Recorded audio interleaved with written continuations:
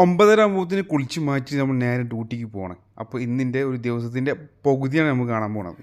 വണ്ടിമേൽ കയറി നേരെ വണ്ടി സ്റ്റാർട്ടാക്കി നേരെ ഷോപ്പിലേക്കാണ് പോണത്. അങ്ങനെ നമ്മൾ നേരെ ഷോപ്പിലെത്തി. എത്തിയ പാടനെ സല്ലാജിയിലൊക്കെ എന്തൊക്കെ ഇല്ലാത്തതെന്ന് നോക്കിക്കാണ്ട് അതൊക്കെ കുറച്ച് വെച്ച് എന്നിട്ട് നേരെ നമ്മൾ കഫ്തീരിയക്ക് ഒരു ചായ കുടിക്കാൻ പോയി. ചായ അല്ല, ഗ്രീൻ ടീ കേട്ടാ. ഒരു ഗ്രീൻ ടീ വാങ്ങിച്ച് ഒരു കോഴിമുട്ടിയും വാങ്ങി. ഇങ്ങനെ നേരെ ഷോപ്പിലെത്തിയിട്ട് കോഴിമുട്ടിയും ഗ്രീൻ ടീ അടിച്ചിട്ട് നമ്മൾ ഫസ്റ്റ് ഡെലിവറിക്ക് പോകണം. അപ്പോൾ അതിന് വേണ്ടിയിട്ട് ഹെൽമെറ്റ് വെക്കുക. ഈ വെക്കുന്ന പേപ്പർ വെക്കുന്ന എന്താണെന്ന് വെച്ചിട്ടുണ്ടെങ്കിൽ അവിടുന്ന് വേർപ്പ് ഇറ്റാതിരിക്കാനായിട്ട് കണ്ണിക്ക്.